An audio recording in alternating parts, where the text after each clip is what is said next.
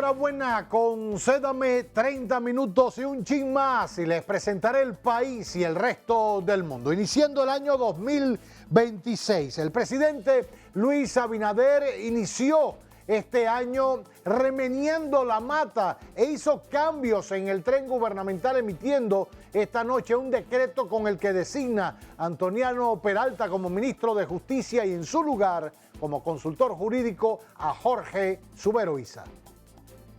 Con la designación como ministro de Justicia, Antoliano Peralta se convierte en el primero en la historia en ocupar la posición. Su nombramiento se da luego de al menos 5 meses de la promulgación de la ley que crea el Ministerio de Justicia y marca el comienzo de la nueva institución. Quiero informarles que la Consultoría Jurídica del Poder Ejecutivo ha trabajado ya en un proyecto de ley para la creación de un Ministerio de Justicia. La iniciativa de crear un Ministerio de Justicia fue anunciada por el presidente de la República, Luis Abinader, en octubre de 2022, pero no fue hasta mayo de 2023 que el proyecto de ley que crea el nuevo ministerio fue depositado ante el Congreso Nacional y finalmente la ley promulgada por el Poder Ejecutivo en agosto de 2025. En ese momento el anuncio generó reacciones de rechazo en el ámbito político, pues algunos consideraron que la creación de un Ministerio de Justicia no era necesario. Tal es el caso del expresidente de la República, Leonel Fernández, quien al inicio lo calificó como una distracción. El Procurador General de la República siempre ha sido el representante del Poder Ejecutivo ante la Administración de Justicia, que el Procurador representa al Poder Ejecutivo en todo proceso de administración judicial y por tanto es un ministro. Dicho que el expresidente Fernández tiene el mérito de que en su gobierno fue donde primero se habló en los tiempos modernos de un Ministerio de Justicia, que ya había existido aquí el Ministerio de Justicia en la historia dominicana. Pero en enero de este año, el 19 de enero, el senador Félix Bautista depositó un proyecto similar, es decir, proponiendo un Ministerio de Justicia, de manera que tal vez es un problema de olvido del expresidente Fernández. Mientras que el Partido de la Liberación Dominicana, PLD, lo calificó de desatino y como otro engaño, al considerar que esto debilita la institucionalidad del Ministerio Público. La Dirección General de Servicios Penitenciarios y Correccionales es una de las direcciones que pasará a ser gestionada por el Ministerio de Justicia. Según la ley, el funcionamiento del Ministerio de Justicia iniciaría en un periodo máximo de 12 meses después de la designación de quien será su titular. Instituciones como la Procuraduría General Administrativa, el Instituto Nacional de Ciencias Forenses, INACIF, la gestión de los bienes incautados o el Sistema Penitenciario Nacional, entre otros, pasarían a este Ministerio de Justicia sin que ello implique un costo adicional en el presupuesto del Estado. Previo a su designación como ministro de Justicia, Antoliano Peralta se desempeñaba como consultor jurídico del Poder Ejecutivo. En su lugar fue designado Jorge Subero Isa, quien es expresidente de la Suprema Corte de Justicia. Para Telenoticias, Paola Mateo. El doctor Félix Antonio Cruz Jiminián volvió este lunes a defenderse de los señalamientos que pretenden involucrarlo en un presunto esquema fraudulento que operaba en el Seguro Nacional de Salud, SENASA. Aseguró que la situación financiera de su clínica está mejor luego de la suspensión del contrato con SENASA. Paola Báez nos amplía. El doctor Cruz Jiminián trató de llegar a un acuerdo con el exdirector de SENASA, Santiago Jacín, para reducir las pérdidas que generaba la clínica a la atención de los pacientes asegurados por la ARS estatal, pero este nunca lo aceptó, según afirmó el médico propietario del centro de salud que lleva su nombre. De todos los hospitales mandaban ambulancia con todos esos pacientes ya estaban agónicos, a veces teníamos que internarlos y un solo paciente nos llevaba $1 millón de pesos, pero ellos aceptaban 300 pesos. Explicó que la clínica tenía un contrato igual que muchos otros centros de salud privados del país y que en vez de recibir un trato privilegiado, como se ha dicho, la aseguradora fue la que se benefició de los costosos servicios brindados a los pacientes, llevándolos a una enorme crisis financiera. No tenía privilegio, al contrario, la clínica estaba sacrificada. Nunca hicimos negocio con el señor Jacín, nunca. Quisimos hacerlo, pero él no aceptó. Quisimos hacerlo. Cizarril es la única que tiene derecho a opinar y le da la máxima calificación por la pulcritud con que hemos trabajado. Al ser entrevistado en el programa Telematutino 11, el doctor dijo que continúan brindando el servicio a los pacientes del SENASA subsidiado, pero que ahora estos tienen que pagar, lo que ha permitido que la clínica Cruz Giminian vuelva a nacer. Para Telenoticias, Paola Báez. Este lunes, Delcy Rodríguez Gómez asumió formalmente como presidenta encargada de Venezuela. Hasta ayer era la vicepresidenta venezolana. Tras la extracción del presidente Nicolás Maduro por fuerzas militares de Estados Unidos en una operación que ha sacudido el escenario político de toda la región. La juramentación se produce en un clima de tensión que pone en juego el futuro político y constitucional de Venezuela. Ani Toribio con los detalles. Vengo con dolor por el sufrimiento que se le ha causado al pueblo venezolano luego de una agresión militar ilegítima contra nuestra patria. Vengo con dolor por el secuestro de 2 héroes que tenemos de rehenes en los Estados Unidos de Norteamérica.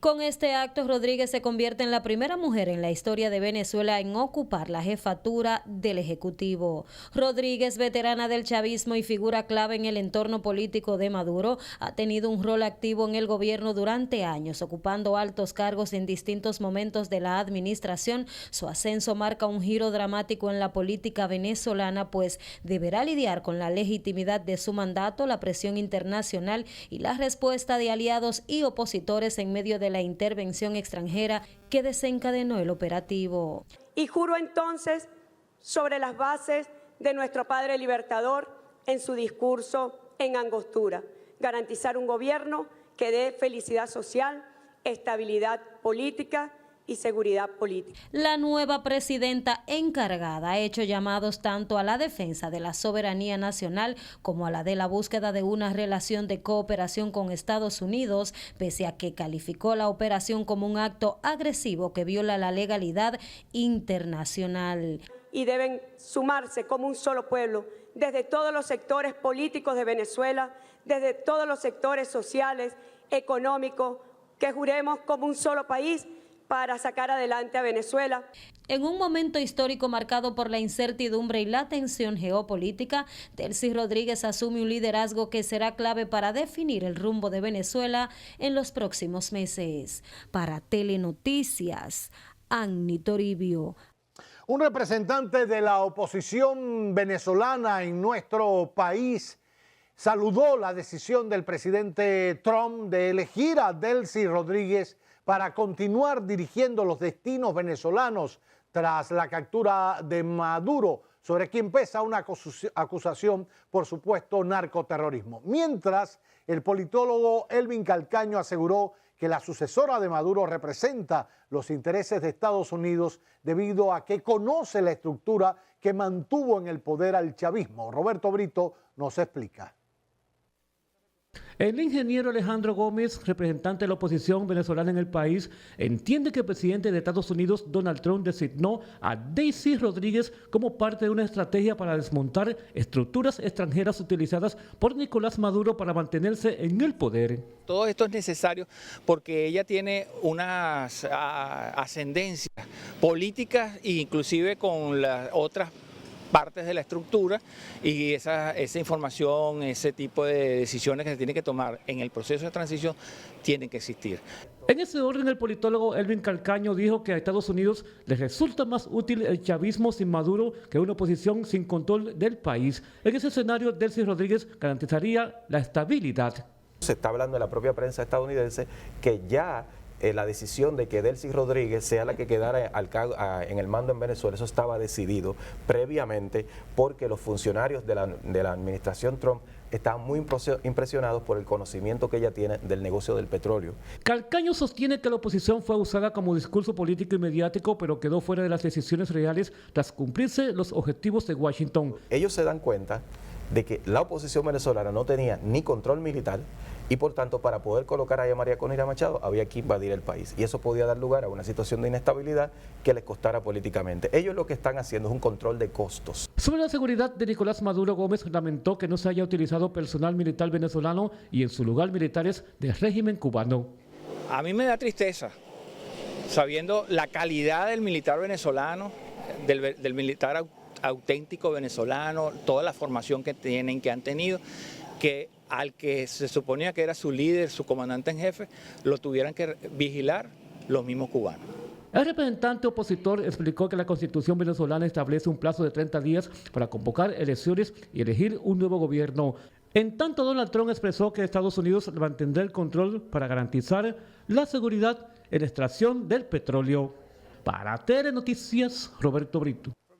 El proceso judicial que enfrentan Nicolás Maduro Moro y su esposa Cilia Flores en Estados Unidos ha puesto en el centro del escenario a dos figuras claves del derecho penal estadounidense, lo que anticipa una batalla legal prolongada y altamente técnica en los tribunales. Ani Toribio con los detalles.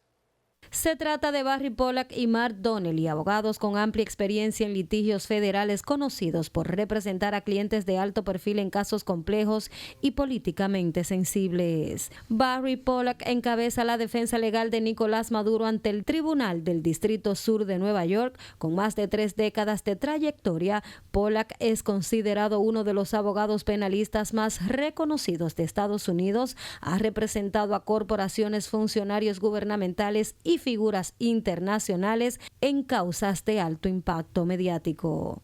Barry Pollack ganó notoriedad internacional por haber sido parte del equipo legal de Julian Assange, fundador de Wikileaks, un caso que lo posicionó como especialista en litigios que combinan derecho penal, política internacional y derechos constitucionales. En la audiencia inicial, el abogado cuestionó la legalidad del procedimiento mediante el cual su cliente fue llevado ante la justicia estadounidense, alegando violaciones del derecho internacional y a las inmunidades propias de un jefe de Estado. Mientras que la representación legal de Cilia Flores está a cargo de Mark Donnelly, un penalista con sólida experiencia en el sistema judicial federal. Donnelly ha construido su carrera defendiendo a acusados en procesos complejos, especialmente en causas vinculadas a delitos financieros y conspiraciones federales. Es el mismo abogado que estuvo a cargo del juicio del ex fiscal general de Texas, por lo que es reconocido por su estilo técnico y su profundo conocimiento de los procedimientos penales, lo que lo convierte en una pieza clave dentro de su equipo de defensa. Su rol será fundamental para diseñar la estrategia jurídica de Flores en un proceso que también despierta un fuerte interés político y mediático. La elección de los abogados con este perfil refleja la importancia que el caso reviste para la defensa de Maduro y su esposa. Mientras avanza el proceso judicial, Barry Pollack y Mark Donnelly se consolidan como protagonistas silenciosos de un caso que trasciende lo legal y se instala en el terreno de la geopolítica. Para Telenoticias, Ani Toribio. ¿Cuántas cosas para asombrarse en este caso que involucra a Nicolás Maduro, a Cilia Flores, su esposa, a Venezuela, al hemisferio, a Estados Unidos? Ya hemos visto varios detalles, pero lo que corona el asombro de este caso es el juez que ya hoy conoció y tuvo cara a cara a Maduro y a Cilia. Se trata de un señor de 92 años con amplia experiencia en materia judicial. Conozcamos al señor Alvin Kenneth Hellerstein, de 92 años de edad. Nació el 28 de diciembre de 1933. Es el juez federal senior del Tribunal del Distrito Sur de Nueva York en Manhattan, que hoy vio cara a cara a Nicolás Maduro y Cilia Flores. Nombrado juez federal en el año 1998 por el entonces presidente de los Estados Unidos, Bill Clinton. Juez senior desde el año 2011 y más de 25 años en la Corte Federal de Manhattan, en Nueva York. Los litigios derivados de los atentados del 11 de septiembre del 2001 los llevó este señor. Hablo de todas las personas o empresas, personas físicas o jurídicas que demandaron por los daños causados por estos atentados. Los procesos penales federales complejos, casos contra figuras vinculadas precisamente al chavismo, como Hugo El Pollo Carvajal, extraditado por narcotráfico recientemente y que guarda prisión en estos momentos en los Estados Unidos. El caso Maduro, que conocerá este señor que preside la primera comparecencia judicial, como ya les comentaba esta mañana, supervisa las fases iniciales del proceso penal. Hoy le leyó todas las imputaciones que pesan frente a ambos imputados. Ambos se declararon inocentes y ahí comienza el proceso judicial. El caso incluye cargos de narcoterrorismo, tráfico de drogas y armas contra Nicolás Maduro y Cilia Flores. Así las cosas con este señor de apenas 92 años que tendrá que enfrentar uno de los casos más complejos quizás en materia judicial. Juzgar a un presidente en funciones de un país como Venezuela, que fue extraído por el gobierno de Estados Unidos bajo una orden judicial, precisamente con el apoyo de oficiales de la DEA y también de las Fuerzas Armadas y Militares de Estados Unidos. Quería presentarles a este señor que comienza a hacer historia en el caso de Nicolás Maduro y Cilia Flores.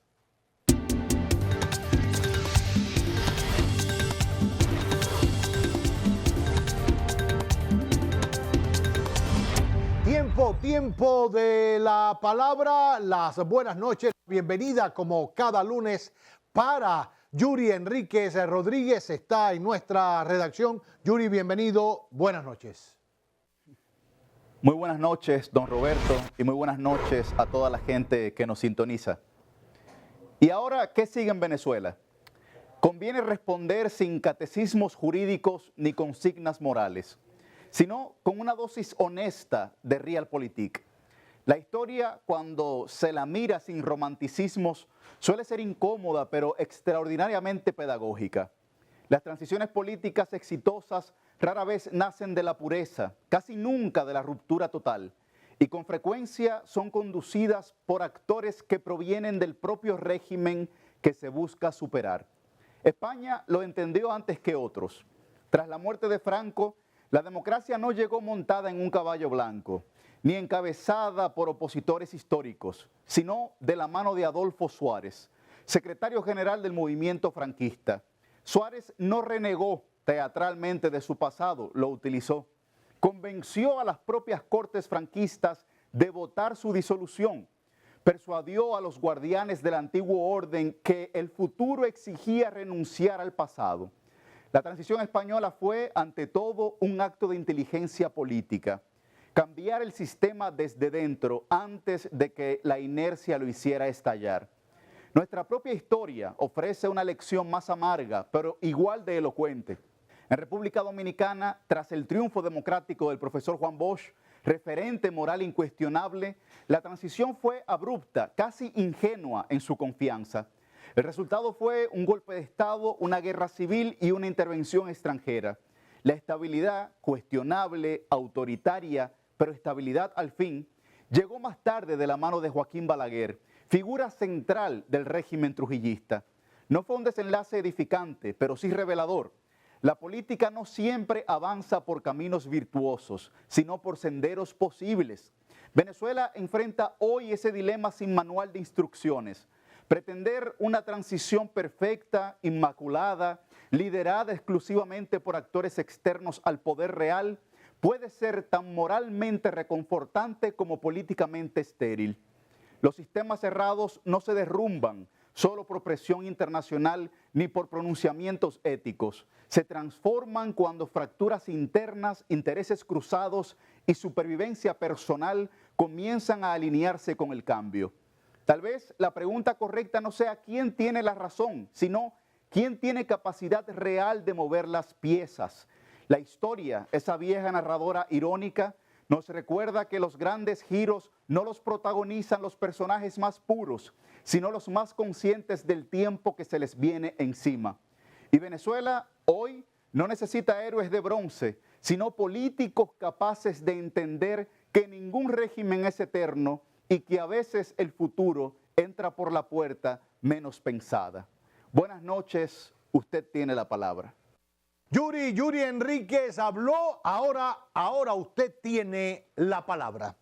Repasemos entonces dónde comenzó todo con el caso Nicolás Maduro y Venezuela y la administración de Donald Trump. Hubo muchos comentarios, que si una llamada telefónica, que si mensajes, que si declaraciones en una conferencia, pero lo real inició cuando comenzaron a llegar al Mar Caribe naves militares de todos los poderes, hasta submarinos, para comenzar un despliegue militar en nombre del combate al narcotráfico. Repasemos todo este proceso que culminó con la extracción de Nicolás Maduro de su casa en Venezuela junto a su esposa Cilia Flores.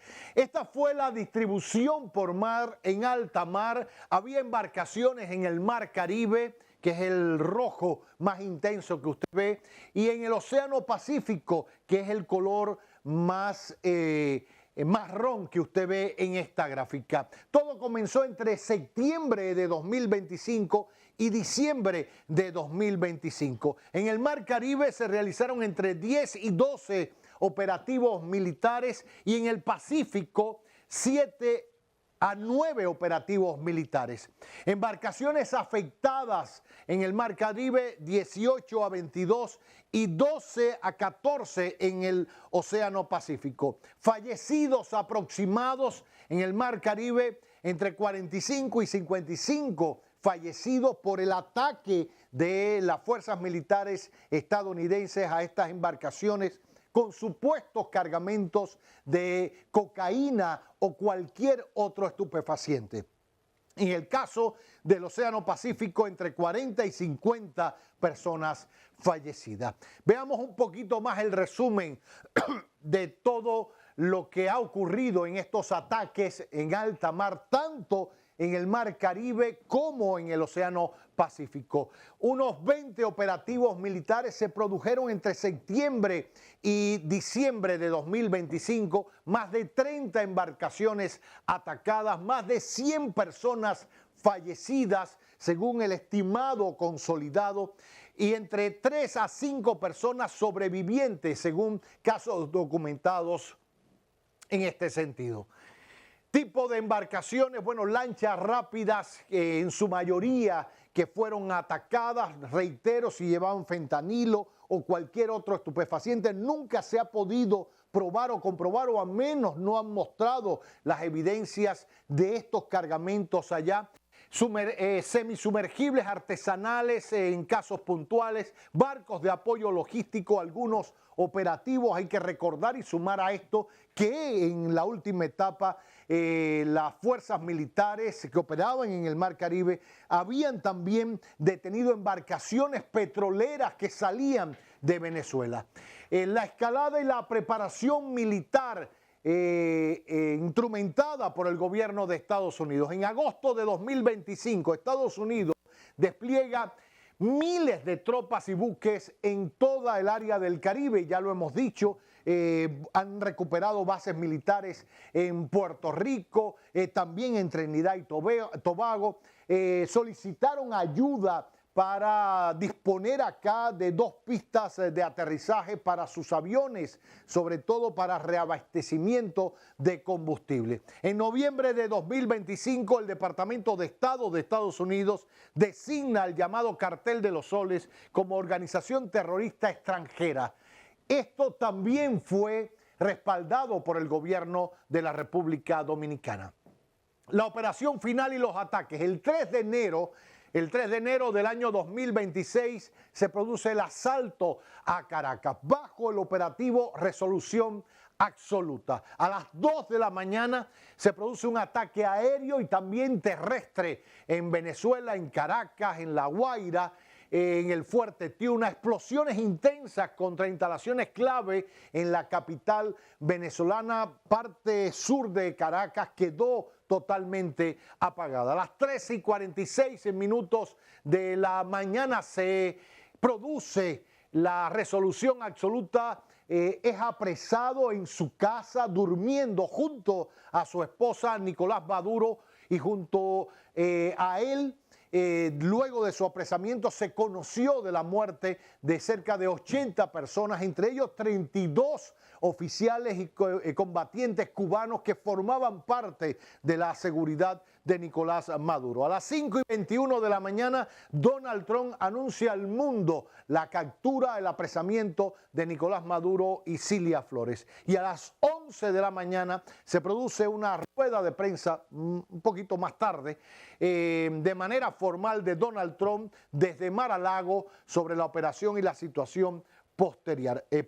Eso ocurrió en Mar-a-Lago, en la Florida, Estados Unidos. El 4 de enero, ayer se produce el traslado de Nicolás Maduro hasta en la prisión donde está en Nueva York. El recorrido primero que se hizo fue de Venezuela hasta la base naval de Guantánamo en el oriente cubano, y de ahí fue llevado a Nueva York custodiado por la DEA. Desembarcó allá en la noche y del sábado, y ya hemos conocido cómo ha ocurrido en las madrugadas. Fue llevado junto a su esposa a una prisión de máxima seguridad en Brooklyn, y allí se le vio caminar con un pie un poquito adolorido, la pierna izquierda, y decir good night, happy new year, era lo que decía Nicolás Maduro al hablar con los soldados de la DEA que le acompañaban.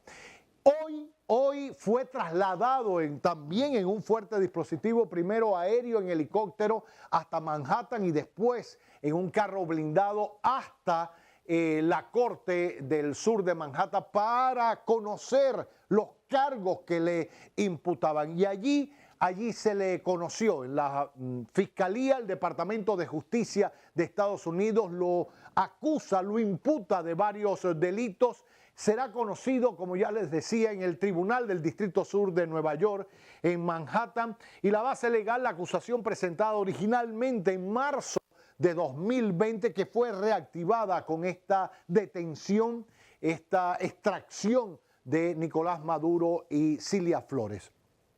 Los cargos que se le imputan a Nicolás Maduro, narcoterrorismo, conspiración para usar y portar armas de guerra, tráfico internacional de drogas, conspiración para importar cocaína a Estados Unidos y conspiración criminal transnacional. Estas son las imputaciones. La Fiscalía de Estados Unidos tendrá que probar cada uno de esos cargos contra Nicolás Maduro y Cilia Flores. También dentro de la acusación, por supuesto, se le vincula al cartel de los soles, llamado así por las insignias soles de los generales de la Fuerza Armada venezolana. Se le calcula que pudo haber traficado hasta 250 toneladas de cocaína en una ruta que incluía Caribe, Centroamérica y, por supuesto, Estados Unidos.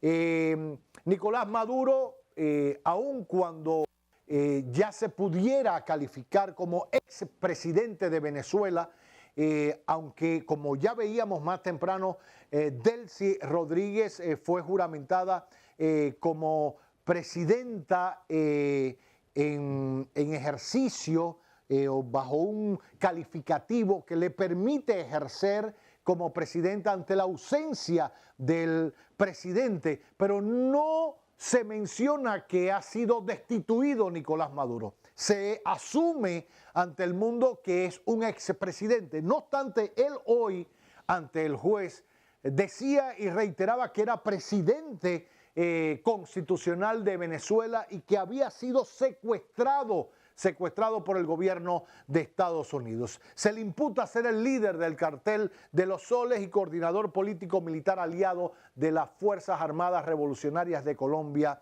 la FARC. En el caso de Cilia Flores, su esposa, primera dama de Venezuela, primera combatienta, como se le designa en Venezuela, se le imputa ser parte del entorno de poder, facilitación política y logística. No está señalada como operadora real directa del cartel de los Soles, pero incluida en la estructura de control de lo que ellos catalogan el narcotráfico y terrorismo. Es el caso de Cilia Flores, la primera dama de Venezuela. He aquí un resumen lo más compacto posible desde el despliegue de las fuerzas navales y militares en el Mar Caribe, las acciones en el Caribe y en el Pacífico contra lanchas que supuestamente llevaban drogas, todo lo que se ha argumentado en torno a las imputaciones por narcoterrorismo, por narcotráfico, etcétera, contra líderes venezolanos, incluyendo, por supuesto, como primeros en la lista a Nicolás Maduro Moros y Cilia Flores, hoy presos en una cárcel de máxima seguridad en Brooklyn, Estados Unidos. Y tras conocerse su primera audiencia, comenzaremos a ver este gran derrotero que enfrenta la justicia de Estados Unidos a un presidente en ejercicio, quizás por primera vez, al margen de cualquier cuestionamiento de su legitimidad o no por las elecciones del 2024. Un grupo de países mayoritarios no le reconocieron, otros sí le reconocieron.